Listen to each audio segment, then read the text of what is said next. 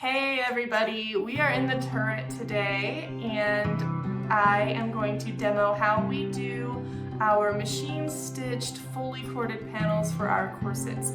I know cording can be super daunting, it seems really difficult or detailed and like a really tricky step, but honestly it's not that bad. All you need are a couple tips and tricks and you're on your way. I'm going to be talking primarily about how to do the fully corded panels in corsets, which you see most frequently in the 1880s to 1890s, like in the Symington corsets, if you've looked at those. I will also discuss how to do the lovely individual patterns like this as well. I'm not demoing this today because all the needles I need to do that step are 30 minutes away in the other studio because 2020. Alrighty, so first let's just talk a little bit about what you're actually using for cording. There are a bunch of options for this. You see paper cord, you see jute, you see cotton cord in period. It really just depends on the effect you're going for and what you have available. Some of those can be tricky to find. For our demo today, I'm going to just use sugar and cream, which is that cotton yarn that's really cheap and easily available. I like this for those reasons, and it's also pretty soft. So if you use a paper cord or a jute or hemp cord, you're gonna end up with a much stiffer result, which is maybe what you're going for. That's what we use on our Rosine corsets. We use jute, and that makes a nice stiff corset panel because most of the support in that corset is actually coming from the cording, not from the bones. There's only like 10 bones in that whole corset, believe it or not. So let's pretend we're making a corset that has a number of corded panels in it, okay? So fully corded, that just means rows next to each other, you know, stacked up in nice, clean lines. There's a few things you want to watch for to have really pretty cording results. You want to make sure your line stays perfectly straight, and you want to make sure that they stay pretty even, so you're not shoving the cord and compacting it in some places and letting it get wider in other places. Historically, they actually had machines that could cord a couple inches wide strips. You know, it was just a ton of needles and bobbins, and they would actually get those long lock stitch panels, and the cord would be stitched in all at once. What would I give for one of those? Sadly, we do not have access to that kind of machinery anymore.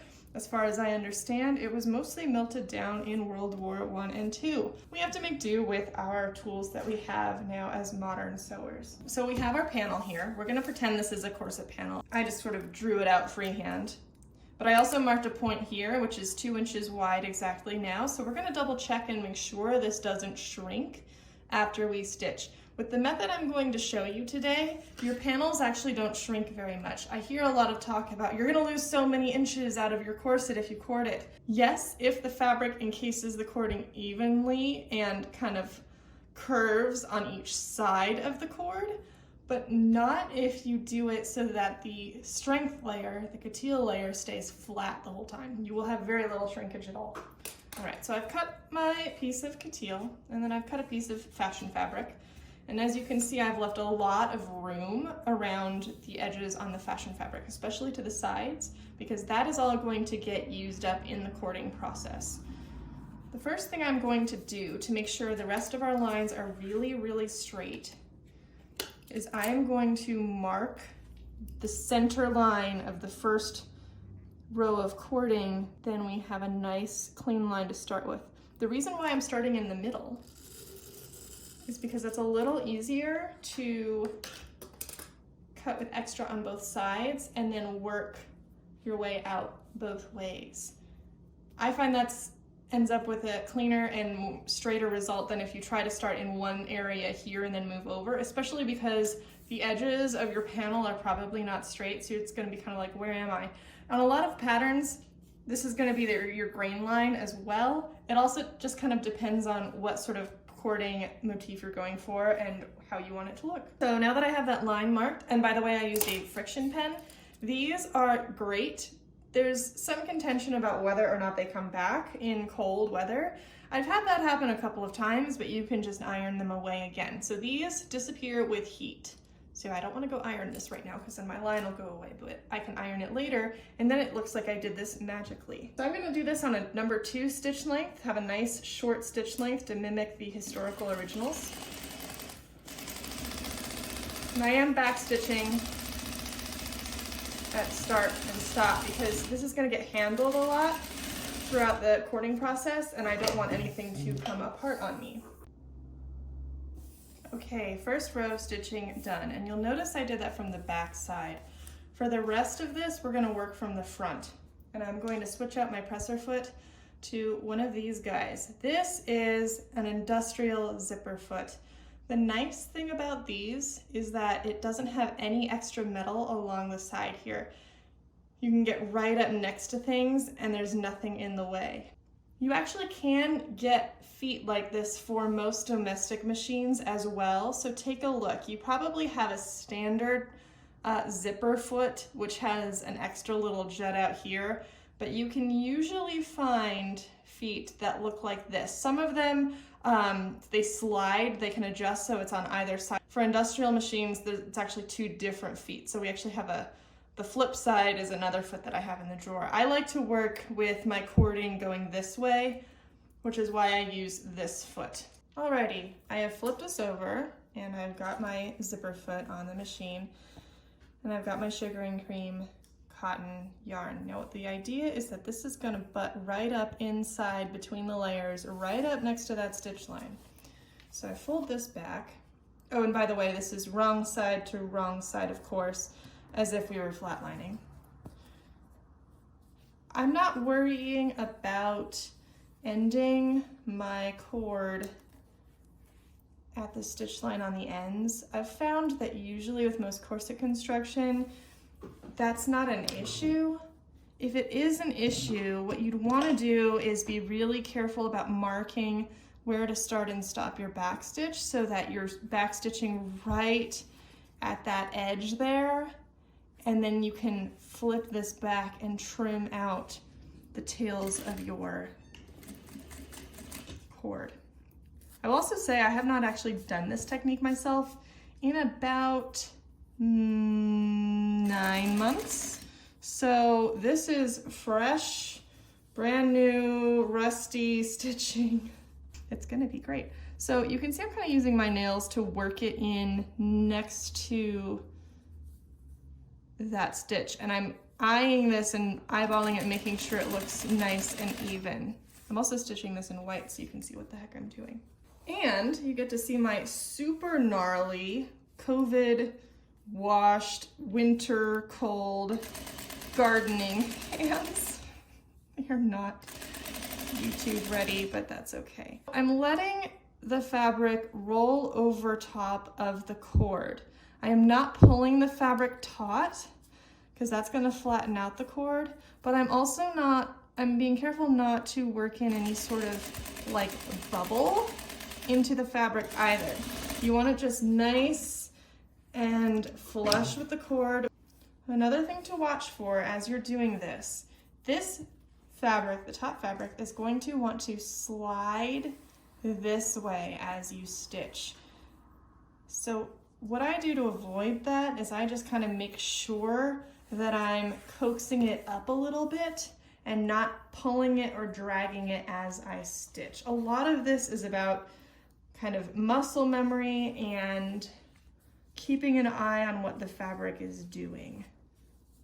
So I'm going to give it a little gentle coaxing that way. And I'm going to do my next row.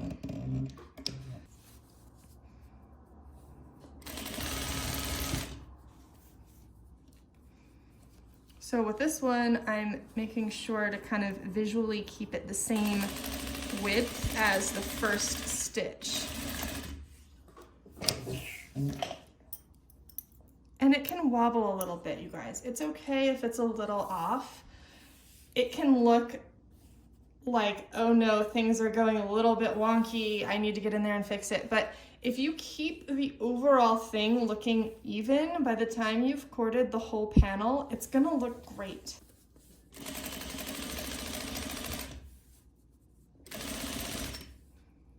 For fully corded panels, I much prefer to do it this way rather than stitching channels and pulling the cording through. I find the pulling the cording through is a lot harder on my hands, and I need these suckers to keep working for a good long time. I also find this to be faster, so that's all a win-win-win. Okay, I'm actually getting a little narrower here than I am at the top here. It's subtle, but I'm going to try to correct that a little bit on my next one.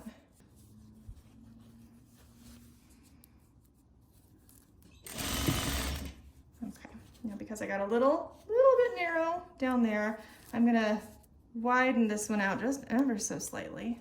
It's gonna be subtle. You guys probably won't even be able to tell on the video, honestly, but it's those little adjustments as you go that end up with a very even and uniform appearance at the end.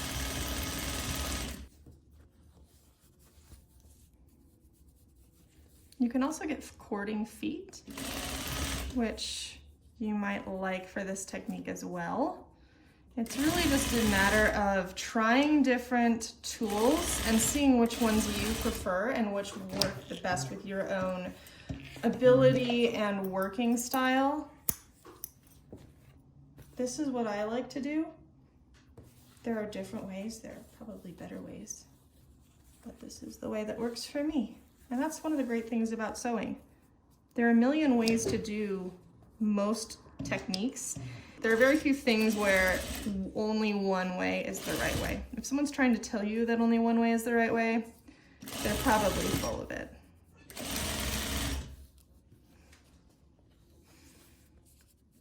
I'm very vocal fry-y today, I'm noticing. I think it's because of all the fire smoke we've had going on, so bear with me. My sinuses and lungs and voice have been a little unhappy lately. 2020, am I right? Now I'm just rambling because I've got a camera on. Okay, it's getting a little wider on that end again. I find that to be the most common little thing I have to work on with my cording, is that it starts a little wide. It's easier to get to narrow it up like on the other end. Oops. Oh, I also realized that my notifications for YouTube comments have apparently just been off. So I thought everyone was ignoring me. I was like, wow, I just haven't got any comments in a while. No, turns out I was ignoring everyone. So sorry, guys. All right, let's check on our back here now, because I know I'm approaching the edge. So that's my finished stitch line. So I don't need to do any more cording beyond that. This last one I just did here, it pretty much goes almost there down here. So I'm gonna call this part good. Up here, I really could get one more. So I'm gonna go ahead and run one more and end it about here-ish, because I don't need it to go all the way down. I'm just gonna get started, and then I'm gonna go ahead and cut this off down where I want it to end and just stitch until I get there.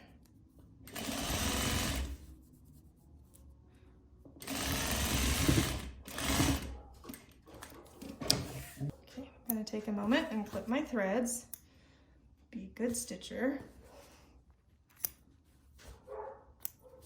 So that's the result of 1/2 of this piece corded.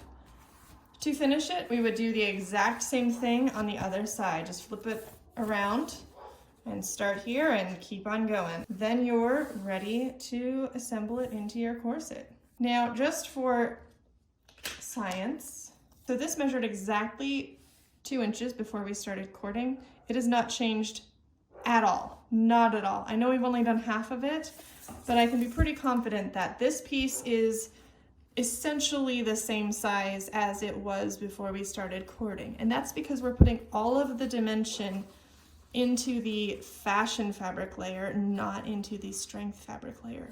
That makes the strength fabric layer nice and taut and sturdy to support the whole corset. And I really like that technique for these fully corded pieces.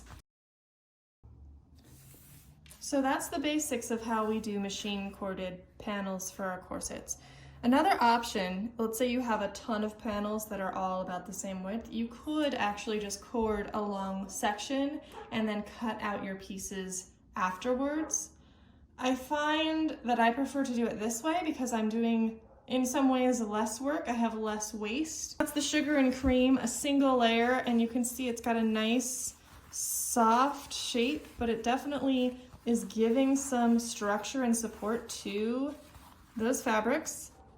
If I were to use the jute cord or hemp cord, it would be even stiffer, and paper cord is also stiffer. For corsets that are not fully corded, like these 1830s inspired stays where we've got these really fun shapes and individual cording lines, those have to be done a totally different way. There's really no way to get in between the layers and stitch in the cord as you go and nail that perfect motif. So for these, what we do is we trace out the design, stitch it. In this case, we actually used a heavy thread in our bobbin to make it look a little bit more like hand stitching. This is actually historically accurate to have these little tufts of end of your cord in your corset. I've seen historical examples that are a hot mess inside, so really don't stress about this. This is what it's supposed to look like. What we've done here is run a doubled strand of the sugar and cream on a tapestry needle through the channel.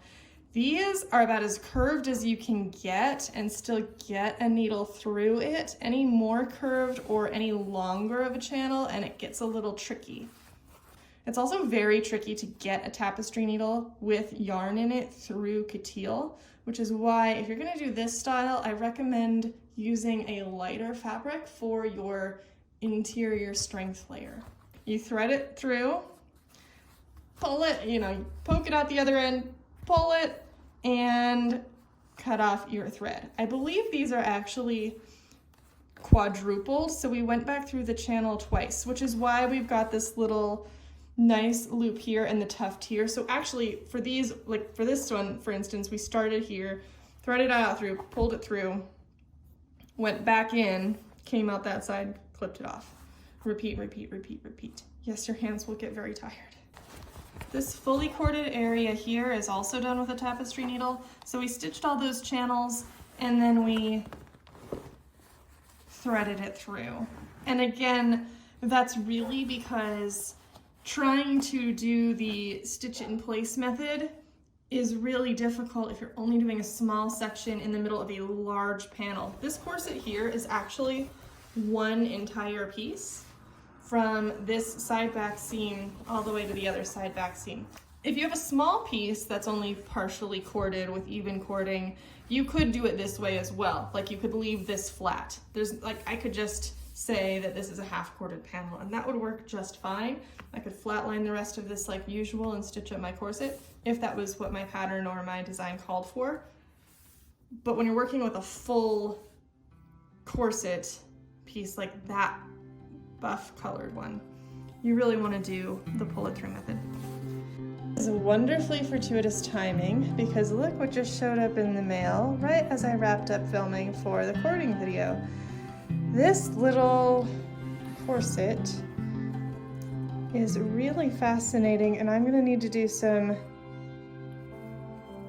research on this. It appears to be some sort of workwear corset. It doesn't actually lace in the back, but it has buckles. It's very cool. I can't wait to actually check it out fully, but here's what I wanted to show you guys.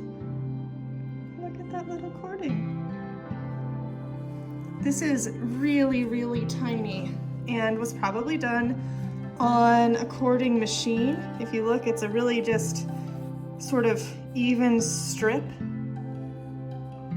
through there, and it's so uniform. I can't see the back of it because it's an applied strip on top of the main corset panel, so I'm not really sure what the back looks like, but it definitely looks machine done to me. Now let's compare that cording to the cording I just did.